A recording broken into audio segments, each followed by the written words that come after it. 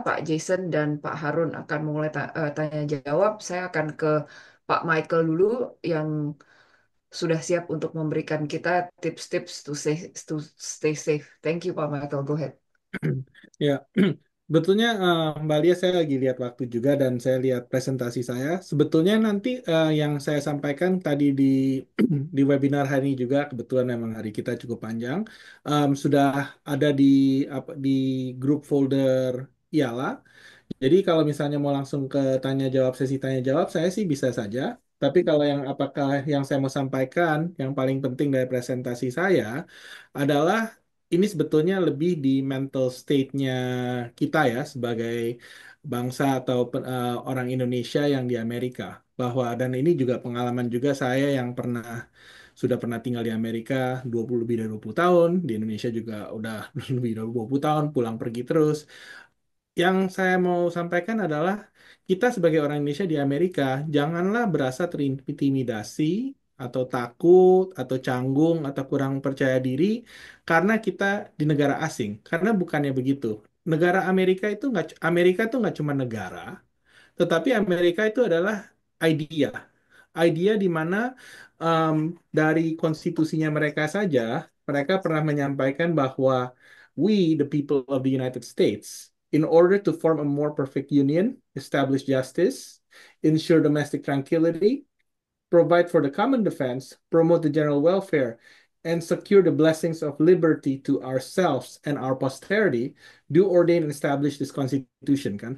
Jadinya dari Declaration of Independence-nya untuk liberty, equality, and pursuit of happiness itu tuh kita semua yang ada di Amerika yang di tanah ini tuh berhak sharing dengan menikmati usaha tersebut. Nah, hasil-hasil rights tersebut. Sehingga jadinya kalau kita merasa takut, terintimidasi dengan proses imigrasi atau deportasi, itu jangan berasa begitu. Malah kita sebagai orang Indonesia, kita harus merasa, hey, kita mau tahu kita punya right itu sebetulnya apa sih di negara Amerika ini sebagai manusia, sebagai orang Indonesia, sebagai orang Amerika. Karena we are here karena we love America. We want to be part of the American experiment.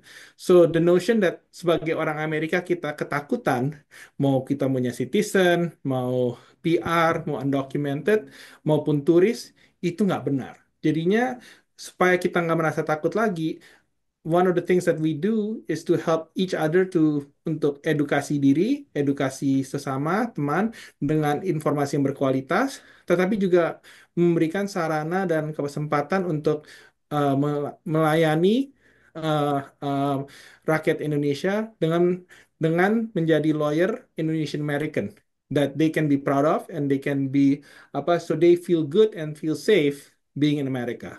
Itu pesannya. Silakan ke Q&A. Oke. Nah, kalau gitu sekarang kita akan mulai aja langsung dengan dengan tanya jawab ya. Kalau begitu kecuali ada tambahan lagi untuk sebelum kita mulai ke tanya jawab, Pak Harun, Pak Jason, apakah ada tambahan dari poinnya Pak Michael tadi?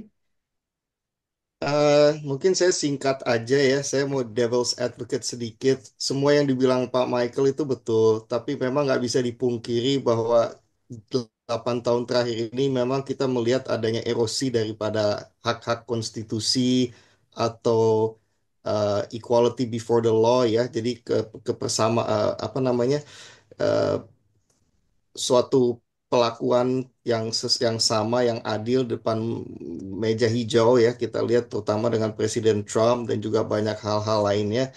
Memang agak mengecewakan ya, apalagi kami-kami yang udah lama di sini agak shock juga sedikit kok ternyata di Amerika juga sekarang agak menurun ya kualitas daripada eh, rasa hormat daripada masyarakat terhadap hukum, apa yang terjadi dengan Januari 6 dan ya namanya apa ya, mungkin kira-kira eh, bisa kalau dikatakan di Indonesia kan memang kualitas hukum di pengadilan masih jauh lebih eh, tidak sama dengan di Amerika ya. Tapi kalau mengatakan bahwa kualitas daripada hukum di pengadilan di Amerika itu sama dengan seperti dulu, menurut hemat saya agak menurun sedikit. Nah, itu yang agak mengecewakan.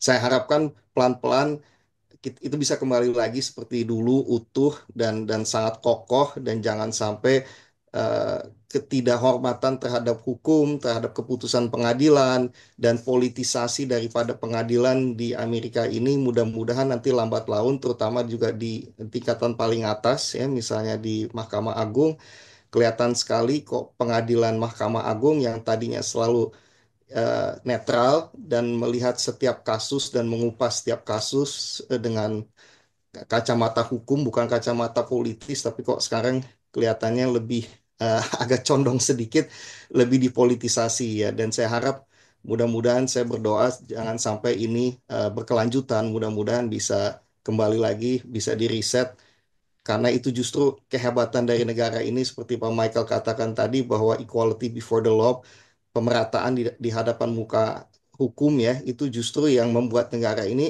begitu begitu hebat, begitu unik di dunia ini, terutama juga tidak dicampur aduknya agama dengan hukum ya itu atau dengan pemerintahan ya. Jadi separation of church and state, sekularitas itu begitu penting dan kelihatannya ya memang 8 tahun terakhir ini sangat saya sesalkan kok justru pendulumnya agak sedikit berubah, tidak di tengah lagi tapi ke kanan ya, dan mudah-mudahan itu bisa bisa kembali lagi ke tengah.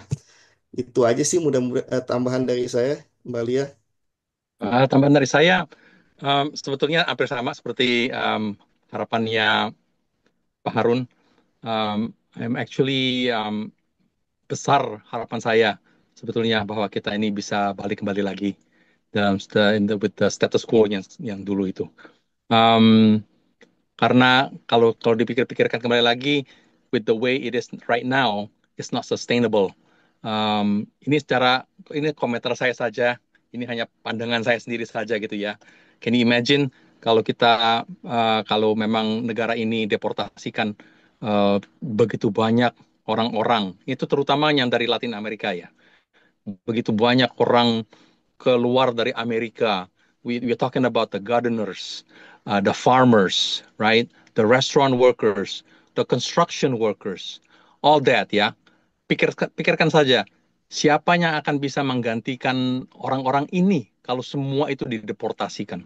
Ya, saya hanya lihat dari scope dari Latin Amerika saja ya. Kalau Indonesia kan populasinya kecil sekali kalau dibandingkan dengan Latin Amerika. Kalau semuanya mereka itu dikeluarkan semuanya, siapa yang mau take over? Apakah orang Amerika aslinya di sini itu akan take over untuk jadi gardener, untuk jadi roofer, untuk jadi semuanya itu kerja kasar semacam kayak gitu? I don't think so. Mereka tidak akan mau. Mereka tidak mau pergi ke sawah untuk petik lettuce atau brokoli atau strawberry, and they only pay by the buckets. Okay, they don't pay by the hours.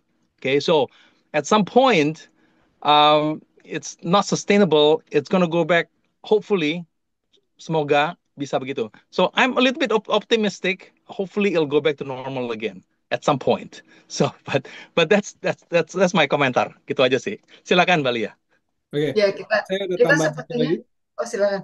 Oke, so ya, terima kasih Pak Harun sama Pak Jason. Like it's a balancing act ya. Jadinya dalam satu hal kita optimistik, tapi di satu sisi kita juga harus realistik bahwa ini memang benar perjuangannya itu di kita di Amerika, mau siapapun juga, itu selalu dari 200 tahun yang lalu, Amerika itu harus melalui perjuangan, ya kan? Amerika pun berdiri dari apa koloni yang menyatakan merdeka dari Inggris, ya kan? Eh, Lalu walaupun itu pun juga ada masalah Amerika dari masalah rasisme, dari perang, perang saudara dan semuanya itu selalu ada. Kalau boleh dilihat 200 tahun Amerika tuh nggak ada periode yang bisa dibilang jaya, tapi selalu dikit-dikit naik, naik, naik, naik terus perbaiki. Seperti halnya komunitas Indonesia di Amerika. Sejauh ini, saya sejak tinggal di Amerika dari awal tahun 90, eh, di akhir tahun 90, late 90s, sampai sekarang, itu evolusinya besar. Dan saya melihatnya evolusi itu bukan dari populasi, bukan dari angka, percaya atau enggak, dari supermarket. Kenapa? Dulu, saya nyampe di Amerika, Indomie saya harus minta titip sama papa mama yang pulang ke Jakarta, selundupin masuk lewat customs di Amerika. Oke, karena kan nggak boleh bawa ayam ya kan. Sekarang, tahun lalu, Indomie sudah saya bisa beli di Costco. dan viral. Di mana-mana orang bisa makan Indomie goreng. Orang teman saya yang American nggak pernah ke Indonesia bisa makan Indomie goreng. Bisa nyari kecap manis. Apakah itu artinya budaya bangsa kita sudah mulai masuk terintegrasi di mainstream Amerika? Ya kan? Presiden Obama waktu dia jadi presiden Kanada dan Indonesia itu adalah titik kebanggaan orang Indonesia, ya kan? Dan oleh dari situ kita sebagai bangsa Indonesia nggak boleh lupa. Ya, kita berjuang. Ya, kita banyak susah.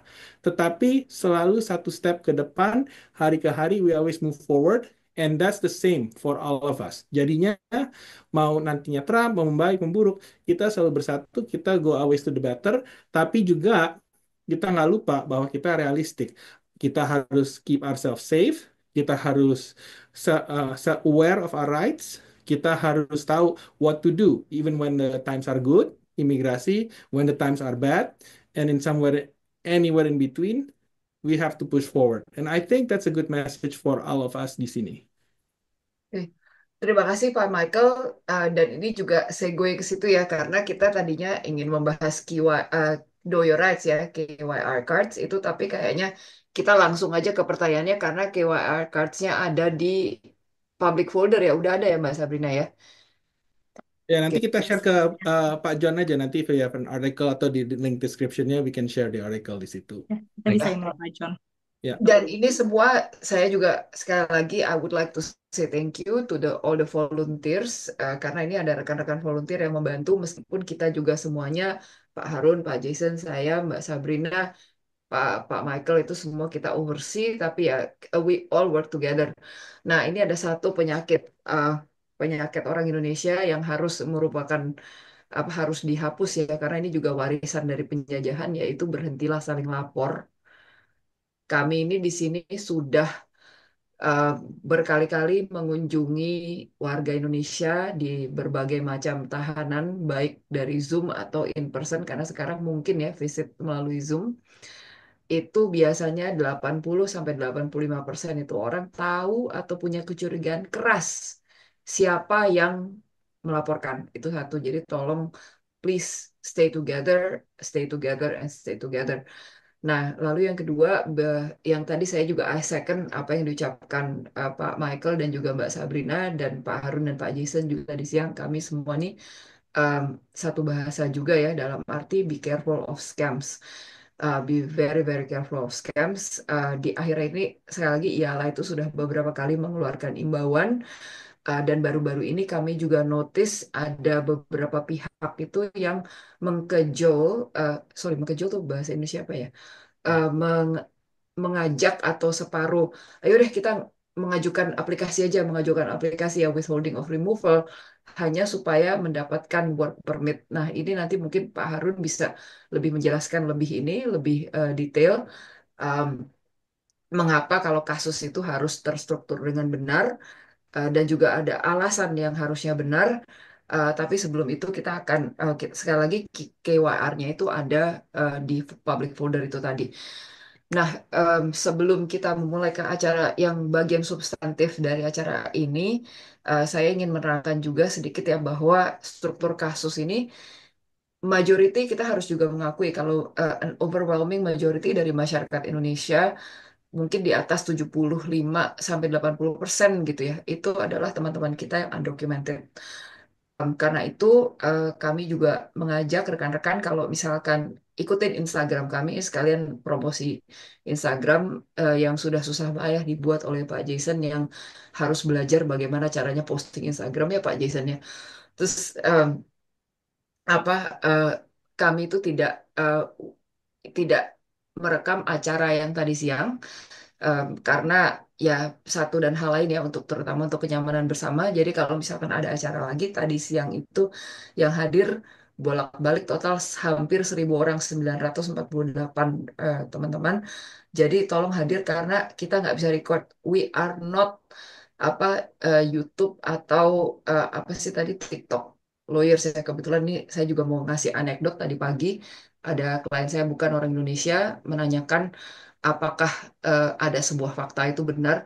Lalu saya langsung WA. Ini don't listen to the YouTube info or the TikTok Instagram info.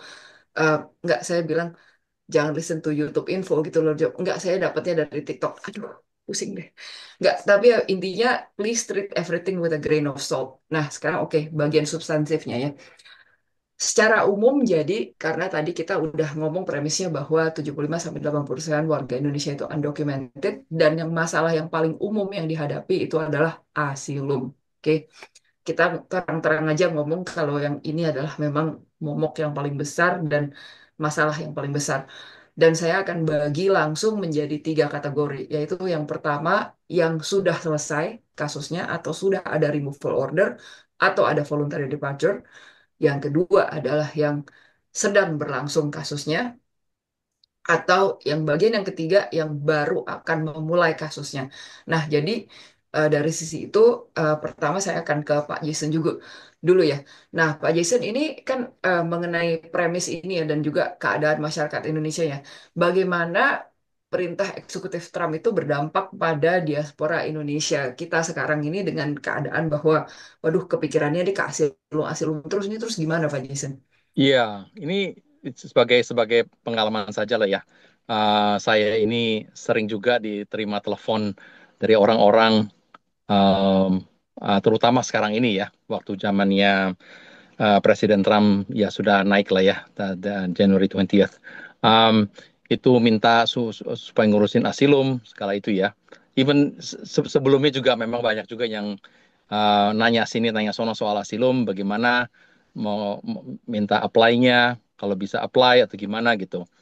Dan selalu saya tanya sama mereka, ya pertanyaan pertama yaitu apa apa em, apa alasannya kenapa Anda merasa ingin mengajukan suaka politik?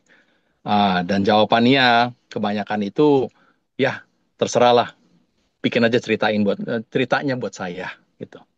Atau mereka bilang, oh saya hanya mau majukan suaka politik itu untuk mendapatkan working permit.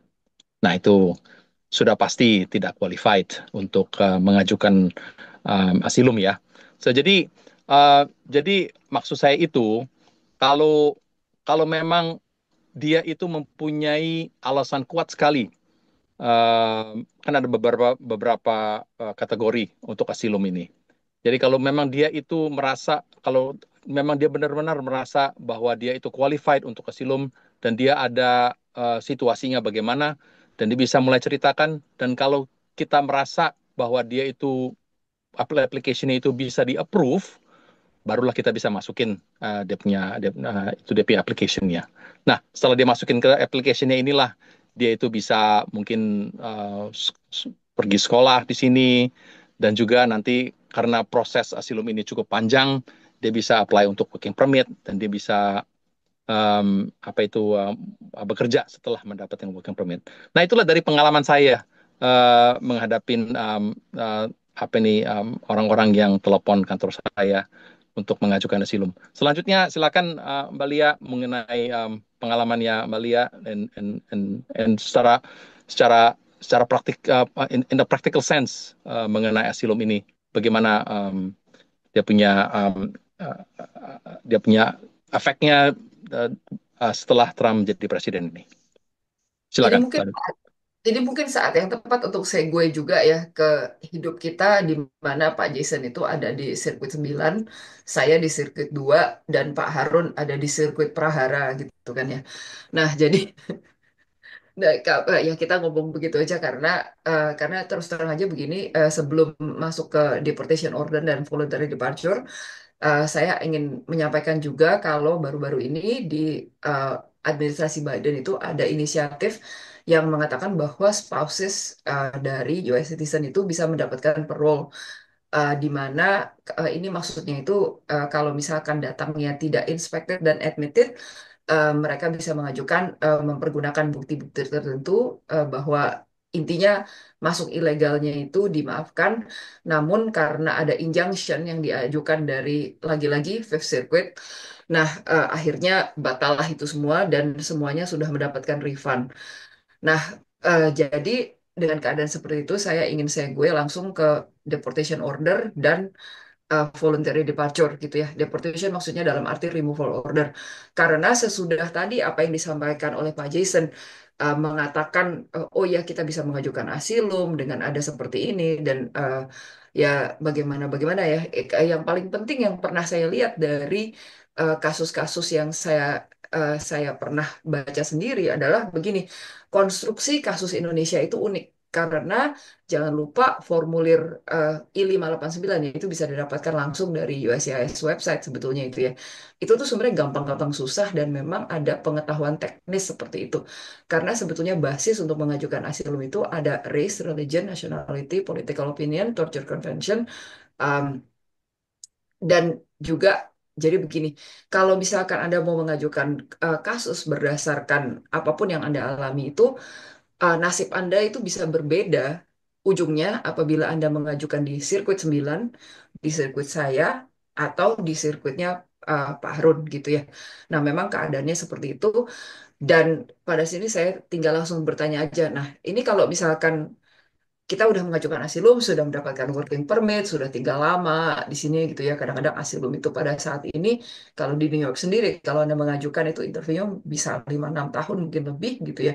Nah, kalau akhirnya sudah di-refer ke pengadilan, di-refer ke pengadilan, lalu ditolak mendapatkan removal order, lalu selanjutnya kira-kira gimana nih Pak Harun kalau udah dapat removal order atau Pak Harun juga silahkan share juga gimana nih prosesnya kalau di Texas apakah separah di New York. Saya tahu kalau penungguan yang di California itu lebih parah dari sirkuit sirkuit gue lebih parah sirkuit lu lebih parah dari gue kalau nunggu Pak Jason.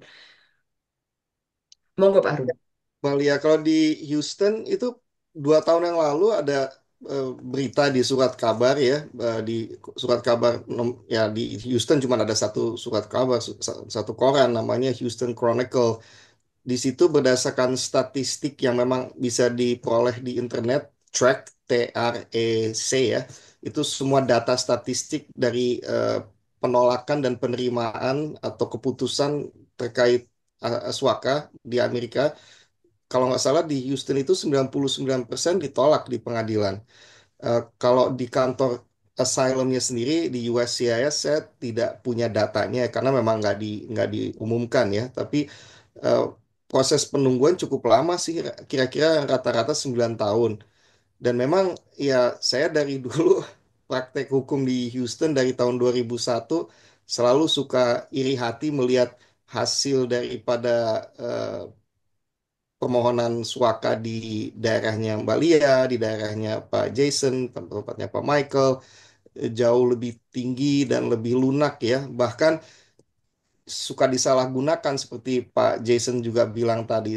Saya kira-kira dari mungkin 99% telepon yang saya terima untuk mereka minta informasi terkait atau seputar suaka, saya tolak semua karena itu dia balik-balik lagi.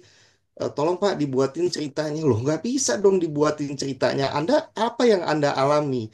Oh saya begini begini begini loh. Pelakunya aparat pemerintah atau bukan? Apakah itu instansi negara atau bukan?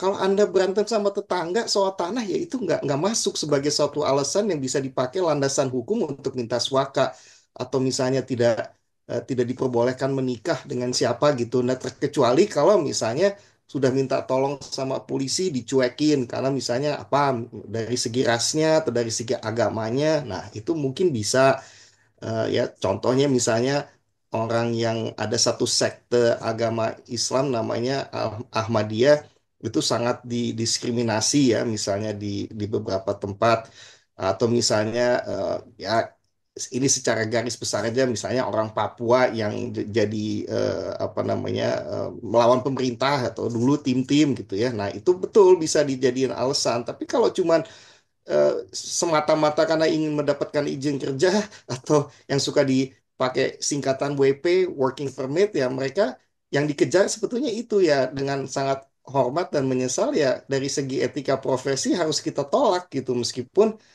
ya, kita ingin membantu masyarakat diaspora tapi juga seperti Pak Michael katakan tadi nilai atau harga lisensi izin praktek yang kita peroleh dengan jerih payah, dengan susah payah, dengan belajar mati-matian, sekolah bertahun-tahun, keluar uang banyak, sampai nangis darah untuk bisa ikut bar exam dan lulus, ya kita juga satu nggak mau kehilangan itu mata pencarian kita. Kedua, kita juga nggak mau masuk penjara seperti orang-orang terdahulu yang menyalahgunakan sistem asilum ya, sistem suaka.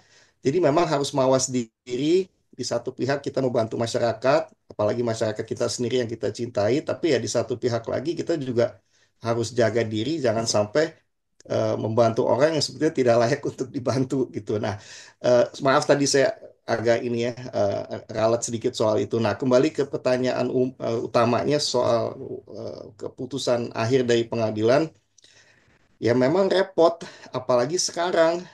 Dulu sebelumnya pemerintahan Biden mereka tidak terlalu agresif menindaklanjuti atau mengeksekusi keputusan pengadilan yang sudah berhukum tetap, apakah itu dari pengadilan imigrasi atau dari pengadilan tinggi imigrasi, eh, asalkan yang bersangkutan tidak melanggar hukum, tidak terlibat atau berurusan dengan polisi, masalah pidana, biasanya sih tidak terlalu dikejar ya. Tapi kalau sekarang memang prioritas utamanya adalah semua orang yang semua orang gelap di Amerika atau semua undocumented, mereka juga kembali lagi ke terminologi sebelumnya yaitu alien. Padahal itu suatu apa namanya suatu kata yang aneh. Alien kan orang angkasa luar, tapi ya tapi kita orang dihukum undang-undang hukum Amerika imigrasi ya INA yang tadi disebut sama Mbak Sabrina, Immigration and Nationality Act atau Kitab Undang-Undang Hukum Imigrasi Amerika yang terbit tahun 65, ya memang di situ dikatakan orang asing itu alien. Ketika pemerintahan Biden, kata itu diperhalus, dirubah menjadi undocumented immigrants. Ya, di sini saat ini memang prioritasnya sudah paradigmanya sudah berbeda sekarang. Jadi semua orang akan diburu, akan ada sasarannya di belakangnya. Jadi kalau misalnya yang orang-orang yang terlibat dengan masalah kepolisian atau misalnya melanggar undang-undang lalu lintas atau undang-undang pidana lainnya, belum lagi ditambah dengan Laken Riley Act yang tadi disebut sama Mbak Sabrina, ya memang kategori selanjutnya adalah orang-orang yang sudah terdeportasi secara hitam di atas putih, tapi secara fisik mereka belum dikeluarkan dari Amerika. Ya, saya rasa itu yang akan menjadi sasaran nomor dua. Nah, tapi ya tentunya seperti tadi kita udah baca di beberapa grup di Facebook, kalau pas lagi apes, meskipun tidak masuk kategori pidana pun sudah dan papasan dengan ICE, ya apa boleh buat, mereka juga akan diproses. Itu dia kendalanya. Dan kadang-kadang untuk meminta atau mengemis sama hakim, mohon ini ditindak apa di PK ya, dilihat lagi apakah ada alasan-alasan untuk peninjauan kembali, untuk dibuka lagi alasannya itu sulit sekali karena diskresi daripada hakim-hakim imigrasi pun saat ini pasti oleh instansi paling atas yaitu Departemen Kehakiman, khususnya Executive Office of Immigration Review. Itu instansi di dalam Departemen Kehakiman Amerika yang membawahi semua hakim-hakim imigrasi. Empat hakim tertinggi yang secara administratif mengatur semua hakim imigrasi di Amerika itu udah dipecat oleh oleh oleh Trump ya baru seminggu yang lalu. Langsung diganti dengan orang yang berhaluan sangat keras. Nah, ya otomatis ya hakim-hakim yang di bawah naungan mereka itu juga akan lebih mawas diri, akan lebih hati-hati untuk mengabulkan permohonan peninjauan kembali permohonan untuk membuka deportasi yang dari 10 tahun yang lalu, apa 2 tahun yang lalu, atau 20 tahun yang lalu. Ya, karena mereka juga takut dapat teguran dari atas. Apalagi sekarang dengan adanya kebijakan-kebijakan misalnya seperti Elon Musk dapat departemen baru dan mempunyai wewenang untuk memecat pegawai PNS ya, pegawai negeri sipil Amerika dengan begitu saja. Padahal dulu mereka ya cukup cukup sakti ya. Bahkan saya pikir ya mungkin Mbak Sabrina sama Pak Michael eh, lebih qualified untuk ngomong soal itu ya, soal employment law. Tapi kalau dulu itu untuk bisa memecat seorang pegawai negeri sipil itu sulit sekali kalau tidak ada salah ya. Tapi kalau sekarang kewenangan dari Presiden Trump itu mereka justru mau melibas semua orang-orang yang ada di birokrasi yang dianggap menghambat platform politiknya mereka, dan ya merubah dengan orang-orangnya dia mau ditanam di situ satu-satu, ya itu memang akan menjadi hambatan besar ya bagi kita. Kalau dulu kan pemerintahan dia yang pertama, justru dia yang sangat dihambati dengan pengadilan, dengan birokrasi, yang mana mereka yang bukan uh, political appointee ya, bukan ditunjuk secara politis oleh beliau, tapi memang profesional PNS ya, itu mereka semua melawan kebijakan-kebijakan dia yang dianggap melawan hukum atau tidak sah atau tidak sepatutnya. Tapi kalau sekarang kalau lambat laun semuanya dikikis semua ya, eh, itu yang akan menjadi pertanyaan bagi kita ya. Dan itu yang agak sedikit menakutkan. Kita harus lihat karena situasi ini cair sekali, begitu fluid. Tiap jam mungkin tiap hari ada perubahan, kita belum bisa prediksi.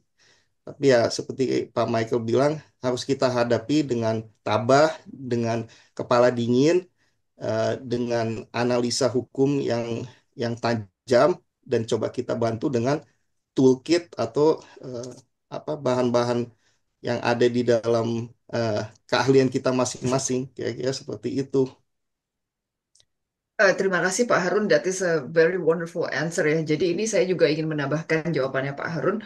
Tadi yang di refer Pak Harun adalah rekan-rekan dari kaum Ahmadi ya. Jadi itu kan pengajuan suaka berdasarkan religion, dan eh, jangan lupa juga ada satu lagi yang agak terkenal ini karena banyaknya scams yang juga sedang naik, itu adalah membership in a particular social group. Jadi memang ada grup-grup itu yang jelas dikenali oleh pemerintah Amerika Serikat ya, terutama apabila konstruksinya secara khusus kalau di Ninth Circuit itu kan disfavored group ya, Pak Jason ya, analisis disfavored group. Iya, yes.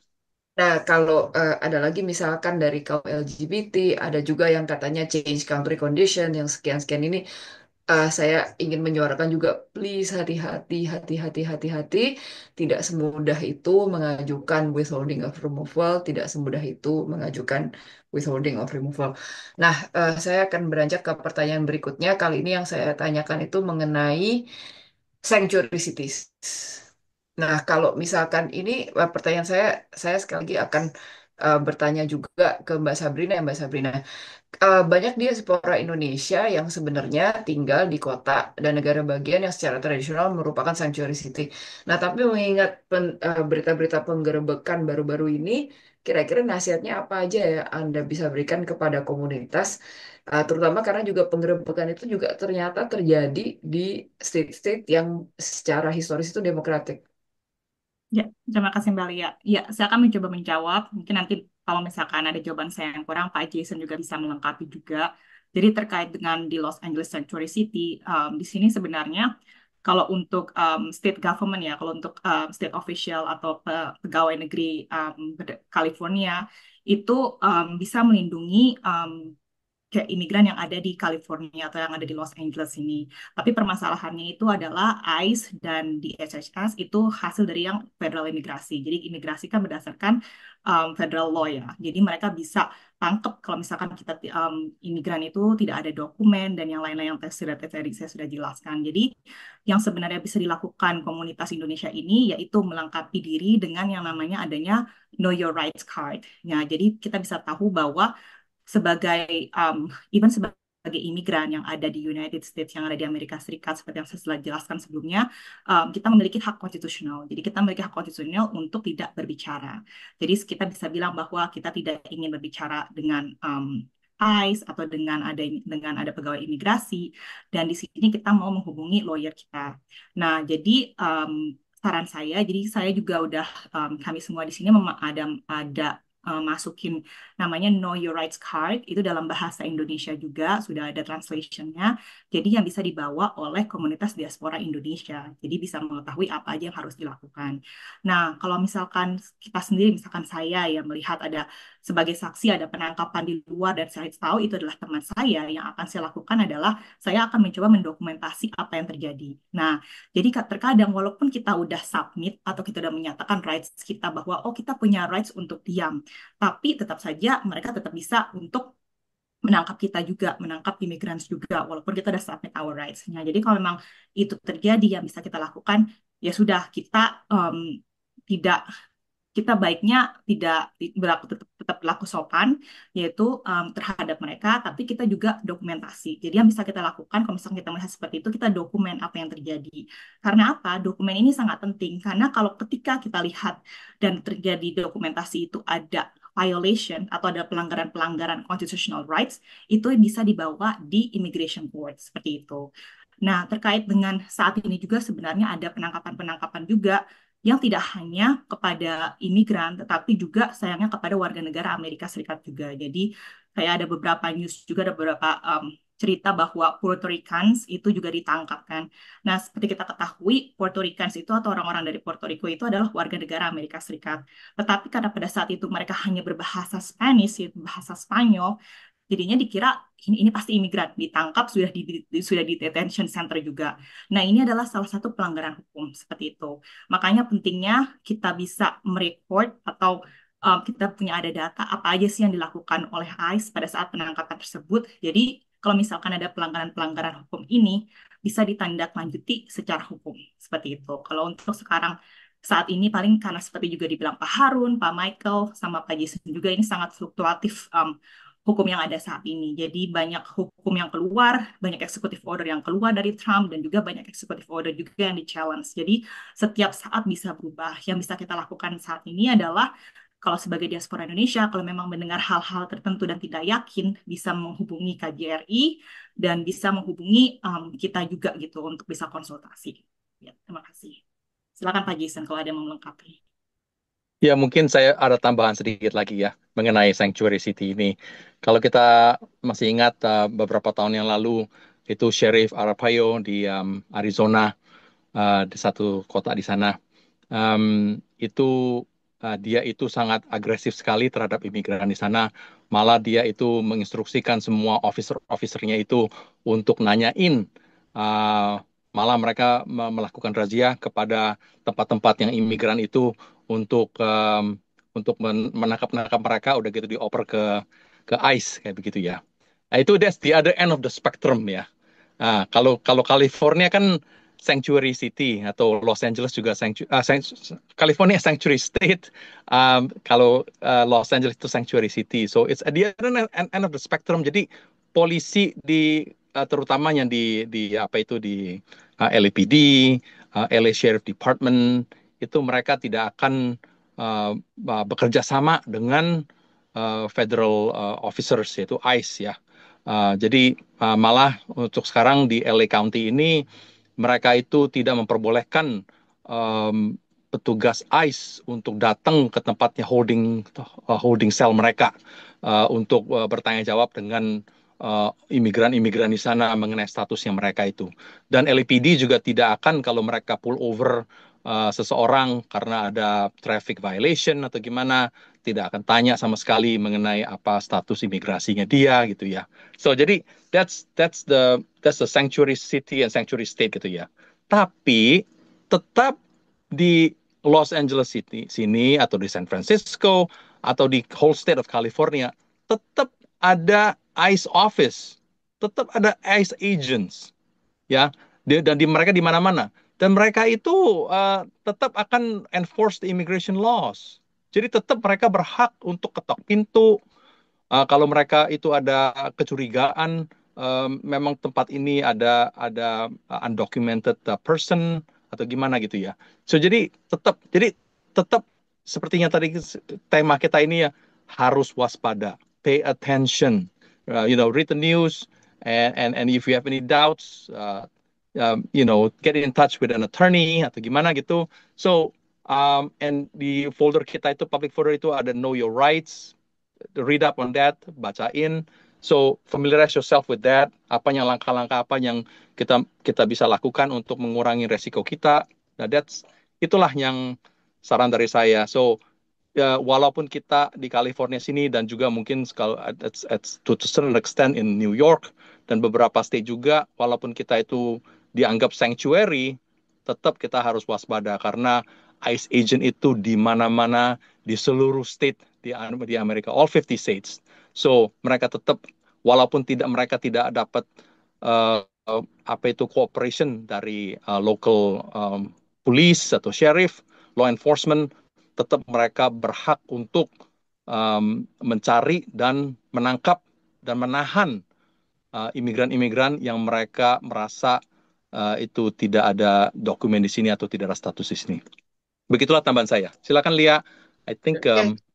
ya. No, before I pass to Pak Harun and Pak Michael, I just would like to mention gini ya, I just want to mention jangan lupa bawa dokumen identitas. Dan ini juga ada banyak pertanyaan tadi. Saya ada green card, dibawa atau tidak? Yes, itu harus dibawa ya. Jadi peraturan itu mengatakan banyak peraturan-peraturan yang sebetulnya quite archaic gitu ya, tapi itu sebaiknya diikutin saja. Seperti misalkan ya sekarang itu kan identitas lokal itu sudah sebetulnya melalui just to look at the SIM itu sudah kelihatan status itu hidup atau tidak gitu ya. Namun ya tolong dibawa aja. Nah itu satu juga. Dan ada juga jangan lupa kalau misalkan sedang ada aplikasi atau apa, itu alamat itu harus diupdate. Um, Halamat itu harus diupdate karena itu juga sebetulnya believe it or not it's ground of deportability ya Pak Harun ya. Nah, jadi selain common sense, tolong dibawa itu identitas. Dan sebelum saya ke Pak Harun, eh, untuk menutup acara kita hari ini, saya akan menanyakan ke Michael untuk apakah ada tambahan. Silakan ke Michael. Ya, kita udah cukup panjang nih, jadi one last comment aja. Um, in addition dari yang Sabrina, Pak Harun, Mbak Lia, dan Pak Jason itu, bagi saya juga kita tuh orang Indonesia sangat baik, kita berkekeluargaan ya. Dan kadang-kadang kita bagi-bagi di Amerika biar kita simple, biar praktis, ribet, bagi-bagi rekening, kadang-kadang sharing, kadang-kadang bagi-bagi alamat, nitip alamat. Ini dalam keadaan pada saat ini itu sebaiknya eh, kita mulai berhati-hati juga. Jangan sampai kita mau baik atau kita mau nitip karena repot, malah jadi ada collateral damage atau kecipratan orang lain. Jadi contohnya sebagai contoh begini. em, Ada orang keluarga yang udah punya PR atau citizen, ya kan, kasih pinjam alamat ke teman atau kawan yang belum punya alamat atau lagi pending begitu kan. Nah, itu alamat nanti masuk ke database, bisa dipakai sebagai untuk alasan untuk nantinya kalau ada raid atau ada enforcement yang tadinya nggak ada masalah apa-apa, malah bisa jadi keseret masuk dalam artian, whoops, jadi kamu apa melindungi orang yang mesti dideportasi, jadi butuh lawyer lagi atau komplikasi. Nah, one sample yang tadi kita share juga solusinya adalah daripada sharing alamat, apakah ada baiknya untuk mailing address apabila diperkenankan dan boleh secara rule, itu kita pakai PO Box atau kita pakai itu UPS Box. Jadi contohnya alamatnya di tempat umum lebih aman dan didiskusikan. Nomor dua ya kalau misalnya rekening ya mulai cari cara supaya terpisah, jangan pakai sharing-sharing alamat. Karena memang ini common sense. Yang dulunya sepertinya aman, sekarang kalau salah dikit atau ada kesalahan teknis seperti itu, bisa jadi panjang kali lebar kali tinggi ke orang-orang yang sebetulnya innocent begitu. Dan selain itu juga final comment very quickly, walaupun kita pemegang green card, sudah citizen, itu tidak menjamin bahwa kalau misalnya ada raid atau lagi ada razia, itu orang nggak kebawa. Memang seperti yang Sabrina bilang, ada banyak sekali US citizen yang dalam sejarah immigration enforcement itu bisa by error keseret and got deported even though they're US citizen, and then they have to come back a few months or a few years later, lalu they have to sue the US government, which is apa namanya, jadinya kalau bisa bawa identity even when you are PR atau citizen, atau you have ways to prove, bisa membuktikan bahwa saya sudah citizen. Kayak saya sebagai contoh, karena kebetulan saya lawyer, saya bisa bilang, Pak, you can just go check on Google right now, you can see my law practice, right? Jadinya I've been doing this for a long time. Nah, mungkin ada strategi yang lain, tetapi itu boleh dipikirkan. Terima kasih.